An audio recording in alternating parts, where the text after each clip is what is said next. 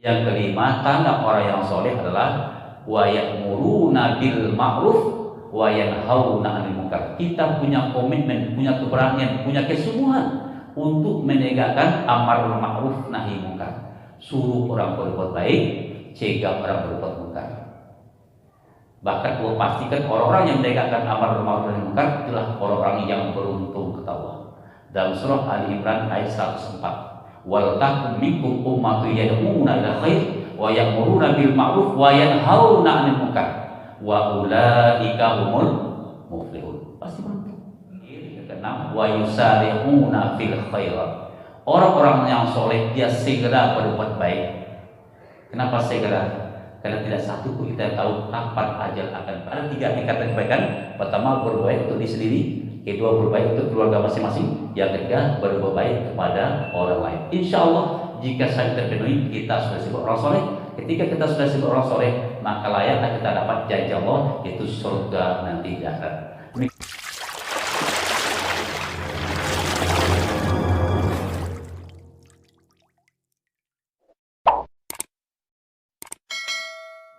Assalamualaikum warahmatullahi wabarakatuh.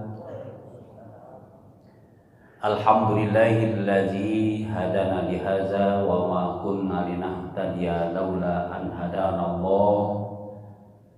Asyhadu an la ilaha illallah wa asyhadu anna Muhammadan abduhu wa rasuluh sallallahu alaihi wasallam la nabiyya ba'da. Wasma'u faqala Allah ta'ala fil Qur'anil Karim. A'udzu billahi minasy syaithanir rajim. Bismillahirrahmanirrahim. Innal ladzina qalu rabbuna Allahu tsumma istaqamu tatanazzalu 'alaihimul malaikah alla takhafu wa la tahzanu wa abshiru bil jannati allati kuntum tu'adun. Shadaqallahu azim. Bapak pengurus Masjid Al-Hakim yang terhormati, Bapak Ibu jamaah zuhur yang dimuliakan Allah, mari kita selalu bersyukur kepada Allah. Alhamdulillah, sampai hari ini Allah masih memberi kita kehidupan, kesehatan dan kesempatan serta nikmat iman dan nikmat persaudaraan. Sehingga kita hadir di masjid ini bersama-sama dari berbagai macam tempat untuk kita datang ke sini, terasa kenikmatan kita sholat berjamaah di masjid kita ini. Dan insya Allah kebersamaan seperti ini nanti akan kita dapatkan bersama semoga nanti berkumpul di surga Allah. Amin ya rabbal alamin. Salawat dan salam kita sampaikan kepada Nabi besar Muhammad sallallahu alaihi wasallam. Allahumma sholli ala Muhammad wa ala ali Muhammad. Bapak Ibu jamaah zuhur yang dimuliakan Allah, kehidupan kita juga ini Allah umpamakan bagikan permainan. I'lamu annamal hayatud dunya la'ibun wa lahu. Ketahuilah kata Allah bahwa hidup di dunia ini bagaikan permainan. Nah, kita tahu Bapak Ibu, yang nama permainan bagaimanapun asiknya kita mengikuti, pasti permainan akan berakhir. Ketika kita nonton bola, sang asik nonton, duit panjang telah berbunyi, tanda permainan sudah selesai. Nah, lalu kita lihat akhirnya ada 2. Ada yang kalah, ada yang menang. Yang kalah wajahnya tertunduk sedih, yang menang dia gembira. Maka Allah umpamakan hidup dengan permainan. Surat Al-Hadid ayat 20. Karena memang itulah akhir hidup. Orang yang hidupnya kalah karena memperlukan hawa nafsu, ya, tidak melakukan ibadah secara maksimal, maka akhir hayatnya adalah su'ul khotimah, maka neraka tempatnya. Orang yang betul maksimal melakukan hidupnya untuk beribadah, beramal, maka dia berakhir dengan kemenangan, disebut dengan husnul khotimah. Nah, kita lihat Bapak Ibu gambaran dari 2 akhir hidup ini dalam Al-Quran. Pertama, orang yang sedang berakhir dengan kekalahan yang sedang su'ul khotimah. Bagaimana gambarannya?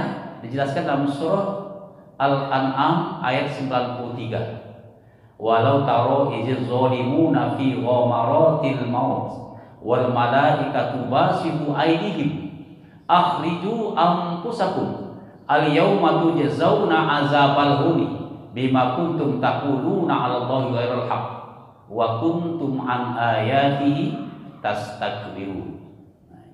Kita paham ini sangat mengerikan. Kata Allah, seandainya tahulah orang-orang yang berbuat zalim, orang-orang yang berbuat maksiat dalam hidupnya, ketika nanti dia dapat sakratul maut fi ghamaratil maut, apa yang terjadi pada itu? Wal malaikatu basitu aydihim, malaikat memukul wajahnya, memukul badannya, tidak langsung dicabut nyawanya, dipukul, dihajar dulu. Sambil dipukul apa kata malaikat? Akhriju anfusakum, keluarkan nyawamu. Lalu dikatakan lagi, al-yauma tujzauna azabal huni bima kuntum taquluna 'ala Allahil haqq wa kuntum an ayatihi tastakbirun.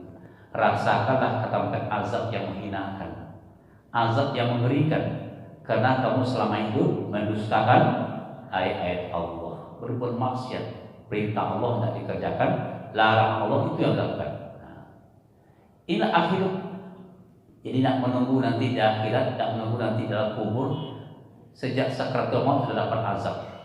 Di saat kami yang bersahabat terakhir sudah diazab oleh malaikat atas perintah Allah. Nah, mudah-mudahan kita terjauh hal demikian. Lalu ada yang menggembirakan, yang bertolak belakang dengan apa yang disampaikan ayat ini.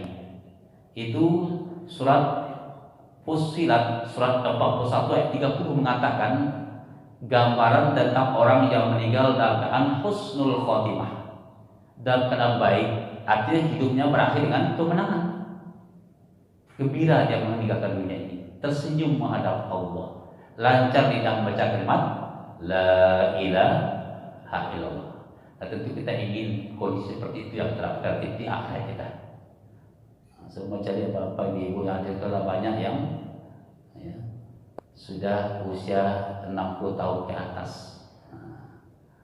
Tidak banyak tanda-tanda kan, ya, bahwa kita akan meninggalkan dunia ini untuk selama-lamanya. Tetapi kita masih punya peluang, masih punya kesempatan diberikan Allah untuk mempersiapkan agar hidup kita berakhir dengan kemenangan, dengan husnul khotimah. Nah, bagaimana gambarnya kata Allah surah Fussilat ayat 30 itu?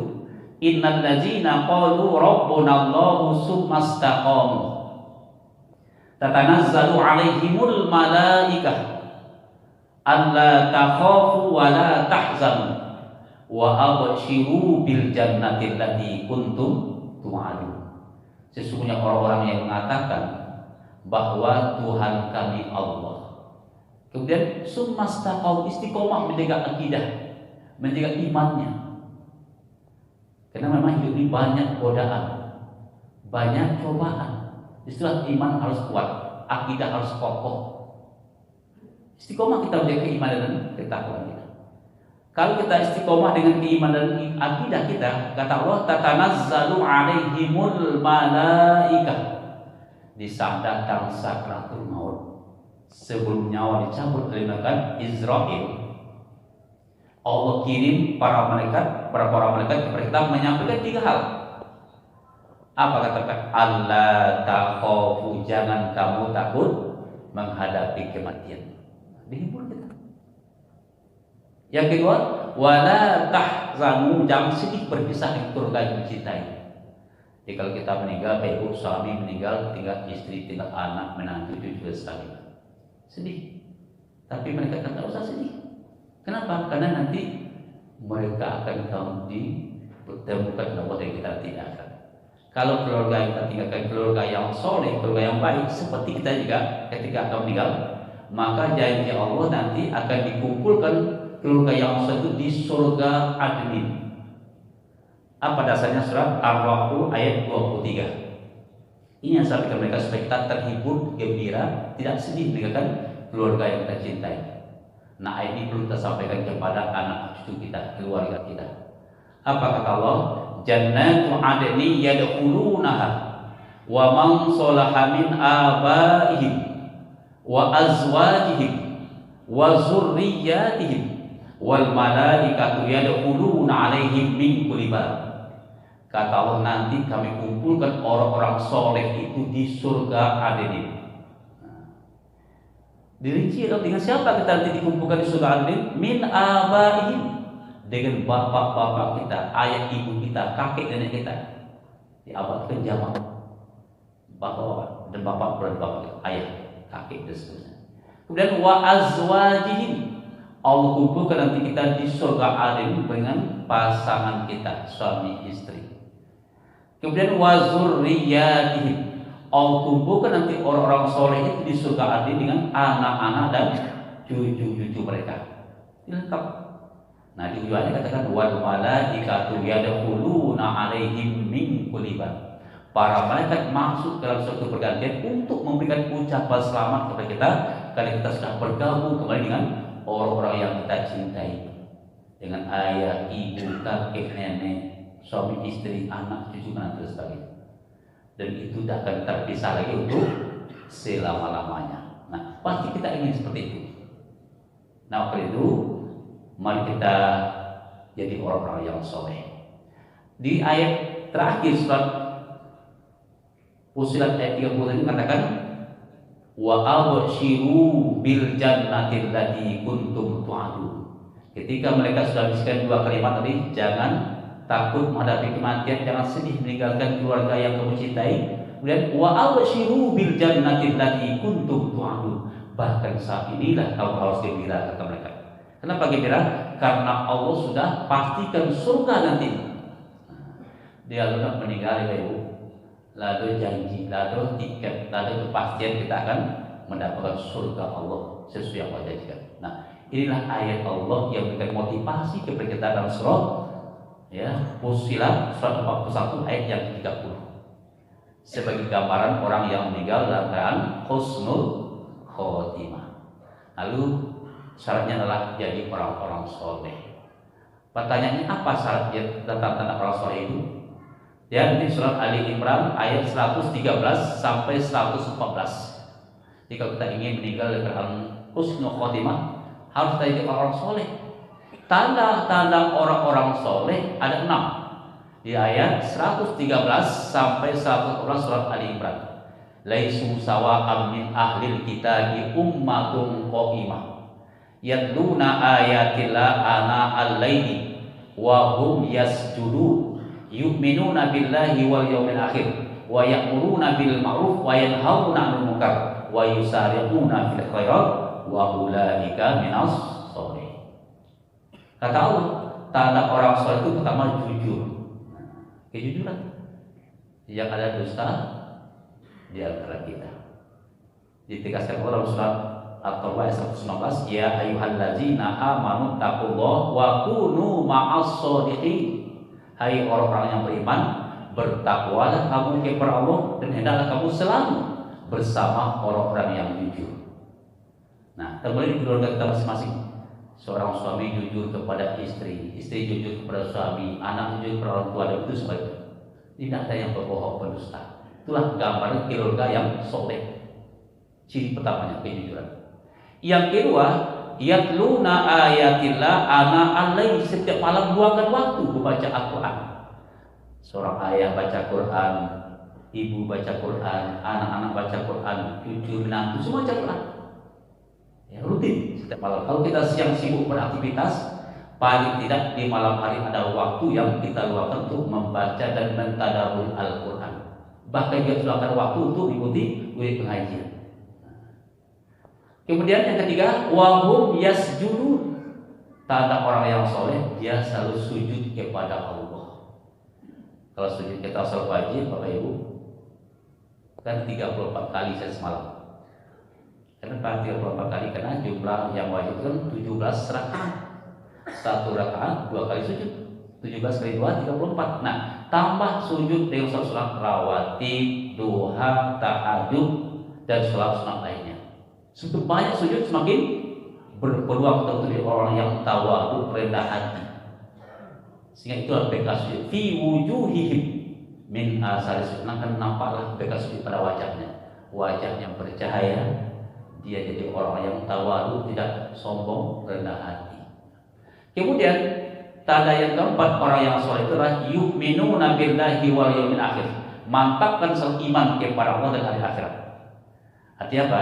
Dimanapun kita berada, yakinlah ada Allah yang melihat. Ada petugas Allah yang mencatat. Sebelah kanan ada rakib, mencatat, nyorekam amal baik kita. Nah, ini kan direkam Allah. Ya, malaikat juga begitu, direkam entah Bapak Ibu semua yang hadir ini direkam ini. Nampak semuanya yang hadir di masjid ini untuk sholat berjamaah. Itulah tugas malaikat rakib. Nah, kalau kita berbuat dosa, berbuat salah, dicatat oleh malaikat atid, dicatat mereka oleh atid yang ada di sebelah kiri kita.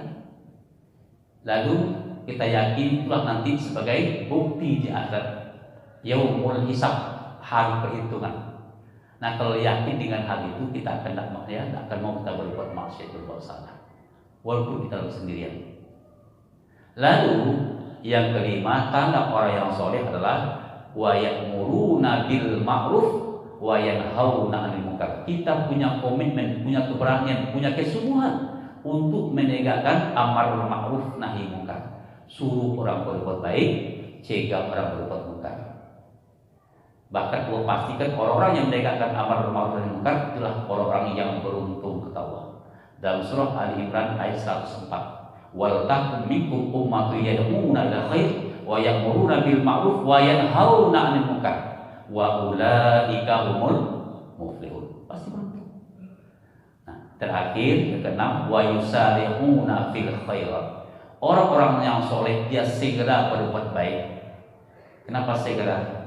Karena tidak satu pun kita tahu kapan ajal akan berakhir. Tidak tahu kita. Kini sehat, kini Bapak Ibu hadir di sini. Besok belum tentu. Mana tahu mereka sudah mengincar kita. Makanya berbuat itu segera lakukan. Ada 3 tingkatan kebaikan. Pertama, berbuat baik untuk diri sendiri. Kedua, berbuat baik untuk keluarga masing-masing. Yang ketiga, berbuat baik kepada orang lain. Insya Allah, jika saya terpenuhi, kita sudah disebut orang soleh. Ketika kita sudah disebut orang soleh, maka layaklah kita dapat janji Allah, yaitu surga nanti di akhirat. Demikian, mudah-mudahan bermanfaat. Baik, maaf. Assalamualaikum warahmatullahi wabarakatuh.